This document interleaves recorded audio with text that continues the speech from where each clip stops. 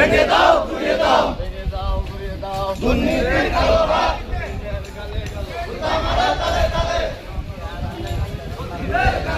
আজকে আমরা স্পষ্ট এই তবলছড়িবাসী, এই তবলছড়ি ইউনিয়ন এলাকার আমজনতার দাবি এই সমিতিকে আমরা প্রত্যাহার করলাম।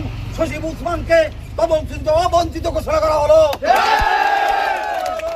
তার বিরুদ্ধে সকল অনিয়ম দুর্নীতির বিরুদ্ধে সেই বিভাগীয় পর্যায়ে তদন্ত করে আইনগতভাবে ব্যবস্থা নিতে হবে এবং দৃষ্টান্তমূলক শাস্তির ব্যবস্থা করতে হবে।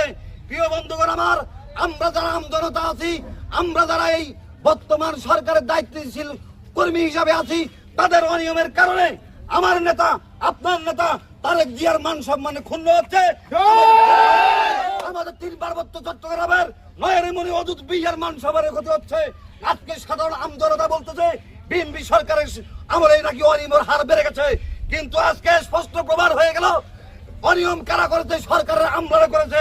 সেই সরকারের আমলারা হলো এই আমলকে দোষরদের আমলে তারা নিয়োগ প্রাপ্ত এই সরকারের আমলারা, তারা আমাদেরকে কোন দশা করতে সকল ধরনের ষড়যন্ত্র তার করে আসছে।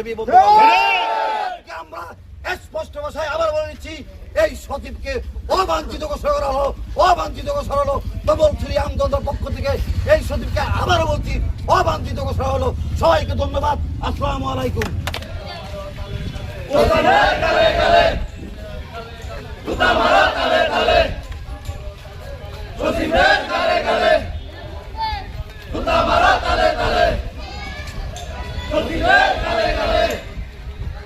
ভেঙে দাও ঘুরিয়ে দাও,